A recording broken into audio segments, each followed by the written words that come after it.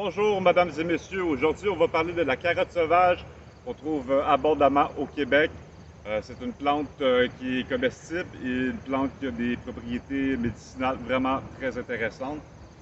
C'est à ne pas confondre avec la berce laineuse ou la berce du cocasse qui sont très toxiques. La berce du cocasse qui peut causer des irritations sur la peau, comme des brûlures pratiquement au 2-3e degré. Mais par contre, les berces, c'est des feuilles qui sont plus arrondies, en bouquet beaucoup plus gros. Et surtout, pas confondre la carotte sauvage à la cygue, qui est très similaire. Il y a beaucoup de gens qui peuvent confondre entre les deux. Et la cygue est très toxique.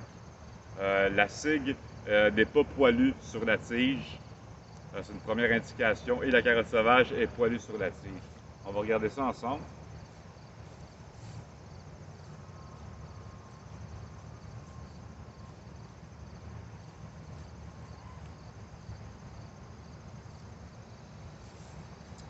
Ça pousse généralement dans des sols qui sont bien compactés, donc ça peut être difficile à déraciner.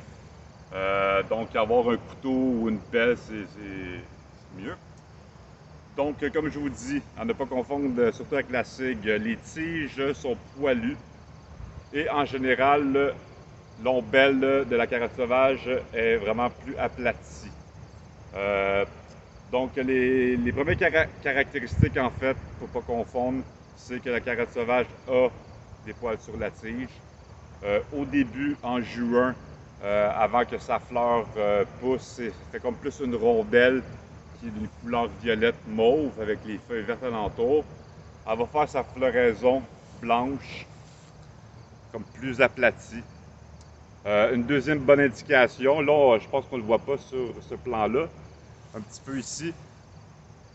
Elle a une feuille violette foncée, stérile, noire, qui est au milieu, qu'on va voir pendant plusieurs semaines. Là, on est début septembre, donc c'est plus difficile, ils sont plus disparus. Et puis, bon, quand on touche le plant quand même, ça sent vraiment la carotte, on ne peut pas se tromper. Celle-là est petite, donc quand on déracine, ça sent la carotte, autant quand on touche les feuilles. Donc tout est comestible sur la plante, les fleurs. Et puis après ça, elle vient comme un peu plus touffue en bouquet, comme ça ici. Et là, on ne le voit pas encore, mais elle va faire, elle a plusieurs graines qui vont devenir rouges. Donc c'est encore plus aromatique que les fleurs quand on est rendu à ce stade-là. Comme là aujourd'hui, c'est ceux qui sont fermés, je les ouvre. Il y a beaucoup de chenilles à l'intérieur et d'insectes, donc bien vérifier. Donc c'est une plante qui est pleine de vertus pour la peau, qui est comestible. C'est vraiment super. C'est abondant au Québec. Là pour aujourd'hui, j'ai simplement cueilli 3 plants. Moi, je vais plus aller en cueillir là, à l'automne, je veux dire au premier gel. La plupart de ces minéraux et ses propriétés vont s'emmagasiner dans ses racines. Et aussi, sa fleur va devenir, quand on la voit comme ça, là, on commence à voir des graines ici. Quand il est vraiment comme en boule, touffu. Elle va faire ses fruits qui sont vraiment rouges, violets. Et puis, c'est très aromatique, donc je vais vraiment comme plus me servir de ça pour des épices que je vais mélanger aussi avec les épices de sumac. Donc là, pour le moment, qu'est-ce que je vais faire, c'est que c'est ça. Je vais juste simplement couper toutes les fleurs. Donc, comme je vous dis, ces fleurs sont comestibles. On peut les mettre en salade, on peut faire des infusions avec. On peut faire vraiment plein de choses. Mais moi, ce que je préfère, c'est vraiment quand elle vient comme un bouquet. Comme ça, et son fruit va sortir. Donc, c'est encore plus aromatisé. Ça fait vraiment des excellentes infusions. Et on peut en mettre dans plein de plats, autant que dans des desserts. Donc, on va en couper le plus possible. Donc là, je vais quand même faire quelques pots.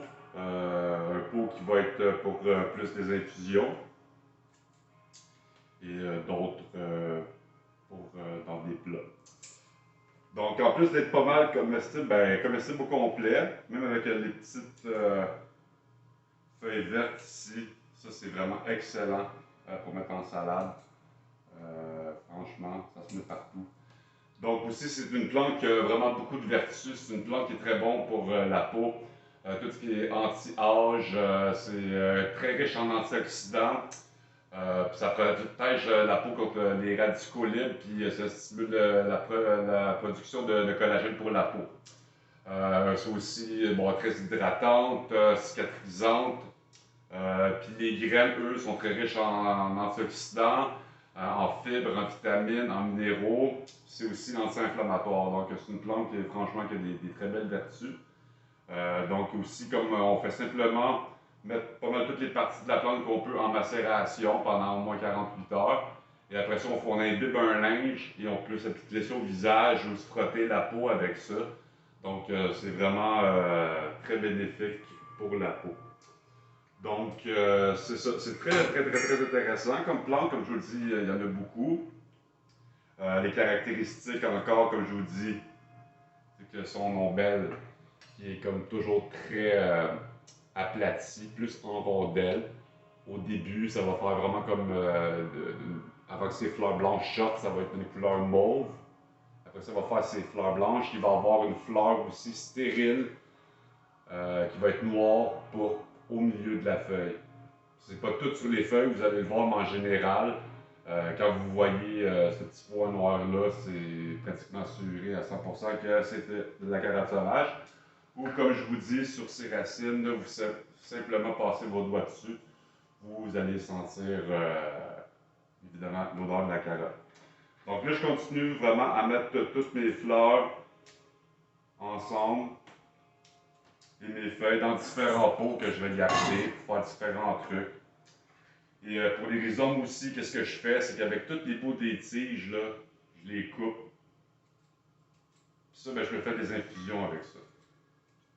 Surtout quand je vais les cueillir cet automne, ils vont avoir récolté encore beaucoup plus là, de minéraux, des vitamines et leurs propriétés. Fait que les toutes petites racines, là, vous coupez ça, vous mettez ça en pot, vous faites une petite infusion là, l'automne avant l'hiver, tout le kit, c'est juste parfait. Se protéger, stimuler notre système immunitaire pour nous protéger.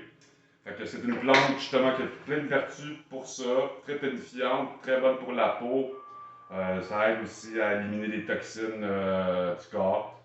Donc c'est ça, c'est la carotte sauvage.